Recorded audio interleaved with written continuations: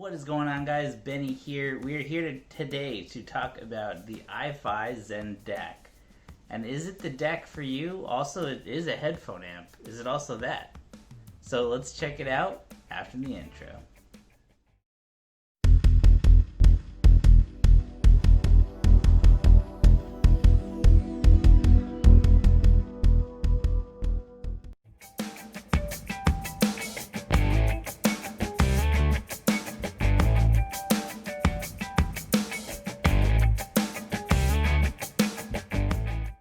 Check this guy out. So this is the iFi Zen Dac. It's not just a DAC though, it's also a headphone amp and a preamp. So being that this guy only goes for $129 and it does all three of those and really well, it's kind of a no-brainer to get this guy. But I'll go over it anyways, because in my eyes, being able to do all those three things very well for that price, it's kind of a no-brainer to get this. So on the front here, we have a power match button, which is basically iFi's version of a gain switch. So if you're using like IAMs, you don't want the light on, you have if you're using like over-ear headphones and ones that are a little bit more demanding, turn the power match on so it's on high gain. And then right here is your true bass button. So in terms of the true bass button, for me, initially I thought it was a little bit overpowering. Just a little bit.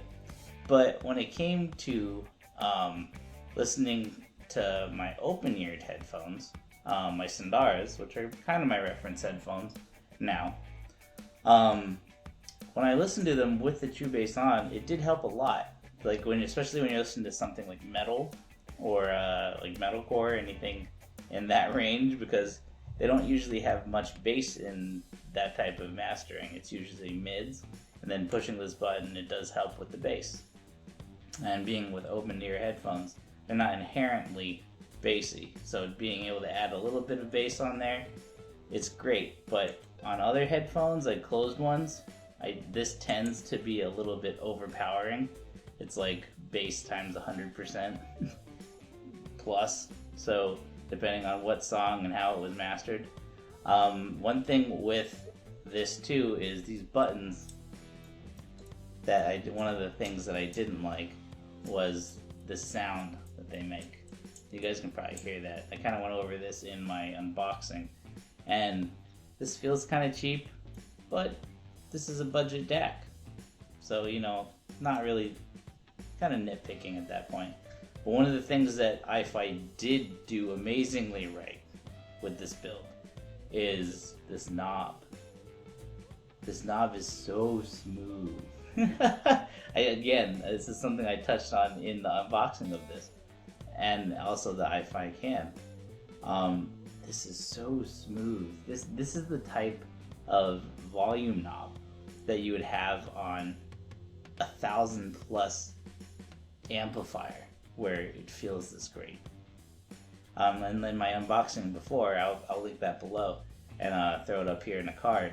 But SMSL does a terrible job of having their volume knobs feel like this. So being that this is $129 and you get this awesome knob feel and resistance, it's great. Feels very premium. The outside of this as well, all aluminum, I would guess. It feels very, very premium. You got the iFi logo there on the top. Now we're still going across the front here. So you have the 1/4 inch output and the balanced output. And being that this is going from straight DAC to balanced, and it does that well, amazing. Amazing iFi, good job, very good job. And this is also a 4.4 Pentacon, which is great. It's a very sturdy input for balanced, especially on something like this small. And being able to put that in there and do it well, again, more praise. So let's go around the bottom. 4 little rubber feet. I do, with this design too, this bottom slopes down a little bit. So I wish these feet were a little bit more inward into the body, because I've noticed when I put it on other metal things that are straight, like flat, like it sounds like it scrapes, but it may not be. But I just feel like with this design, it would be a little bit better if the feet were inwards a little more. So on the back, let's jump around to the back. So with the back, we'll go this way. So this is a balanced output. So on something like this small, if you want balanced, this is again, it's using a 4.4 pentagon output for balanced, then you could put it into the iFi Zen Can, which has a 4.4 pentagon input, so then you can have them balanced together, and then you have one of the cheapest stacks that can be balanced, that you don't need the gigantic XLR input and output, which is great, they can make it more affordable. So we have that guy, which is great. We have a fixed and variable switch here. So with the fixed and variable switch, if you're going to be using this just as a DAC and sending it to another amplifier, or using it as a preamplifier, you would put it as fixed. And then if you're going to be using it, if you're going to be using it as a preamplifier, you would put it on variable. So with that, then you do have the RCA's outs as well, unbalanced obviously. And then for this as well, the USB is the only input for this guy, which is kind of sad. I wish they would have been able to put at least one more on here, probably SPDIF, but I'm not complaining too much because I'll talk about what it sounds like in a minute. But this also gets power from this USB. So when it comes to the power from the USB, it does a very good job. I don't hear anything strange going on in terms of like the power is lacking or anything like that. But to the other side of the coin, if you do use their iFi power adapter or any 5-volt that can fit in here to power it, it does sound a little better. So if you didn't do that A/B check, you probably would never have known. But it does feel a little bit better when you do give it that direct power. So that's it for the build. Solid build. Very good. The only thing, again, my qualm, just the buttons. But at $129, not really a qualm. Or really a complaint, rather. So, with this guy, how does it sound? So, let's jump into sound. And kind of specs. We'll jump on some specs. So on the unbalanced output, it says that it puts out about 280 milliwatts. And with the balanced output, it puts out 380 milliwatts. And to me, it seems like it's more than that. I feel like they're undercutting themselves on purpose. And then when someone puts good headphones on this guy, they're like, oh yeah, it's only 380, it's kind of a startup thing, and then they turn it up and like, wow, I really don't need to turn it up that loud. So like what I noticed was when I was using my over-ear headphones, I was using my Sandaras, I put the high gain on, and it does a fairly good job. I would put it at like maybe about noon on there, and it's loud enough. It's definitely loud enough. If you like, in terms of any further than that, if I went up to like 1 or 2, maybe even 3 o'clock, I'm dying. So when it comes to that, they did a very good job on that. I also put my my Dakoni Blues, which is a Fostex T50 RP variant, on here. Turned the bass boost off, or the true bass off, excuse me, and it powered them adequately. It's not. This is a very adequate and very capable headphone amp as well. So, in terms of that, don't let the power specifications stop you from buying this.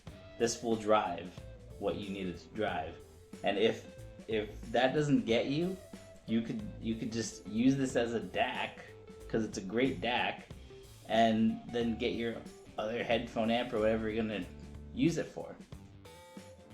Alright guys, so there's one more thing I do want to go over with the unbalanced and balanced outputs. If you can get the balanced cable, just do it if you have balanced headphones, because this does sound a lot better than the unbalanced, because there's no crosstalk between the frequencies and things down the line.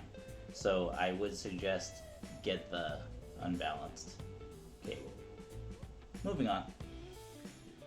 One of the other great things about this, being that it's so darn cheap, is that this is an MQA rendering DAC. So, for those of you that don't know what that is, us up here in the posh areas. So with that, basically what it is, MQA right now, it's starting to come out on CDs or SACDs, I guess you would say. But the main people that use it is Tidal. So if you stream Tidal, they have a compression format called MQA. So basically what it does is if you use Rune as well to run everything, basically what it'll do is if you use Tidal alone, it does its decode through the application, the first unfold, and then when you use this guy, the renderer, it does the second unfold. So then it can have the highest fidelity and the least compression possible. So in terms of hearing the difference between like a regular, like let's say 24-bit 96 kilohertz versus an MQA 24-bit 96 kilohertz, I myself can't, I feel like in my head that it feels like there's more there, but it may be that placebo effect. If you are looking for a DAC that does MQA rendering and is this darn cheap and does a headphone amplifier as well as a preamp, and you can have balanced as long as you have the 4.4 Pentacon cable for it, which my buddy James at Heart Audio makes amazing cables for headphones and stuff. He also makes the Pentacon to Pentacon cable. I think it's like $45. I'll link that down below as well. So go check out his stuff. He makes great cables. He's a really cool guy too. And with that, guys, I would say in terms of sound now, let's jump into sound. It's not super clean. I would say it's fun. The best way to, I would say, fun is it has a little bit of, it has very good mids in terms of they're very clear, very transparent in the mids. When it comes to the highs, it's very clear as well. Decent amount of resolution for this guy. The one thing it does lack a little bit, again, is that bass. And I did notice this with most things. And I do believe with that too, that's kind of like the whole idea of getting the iFi Zen Can. It may sound a little bit more bassy. I'll have that review out sometime this week as well.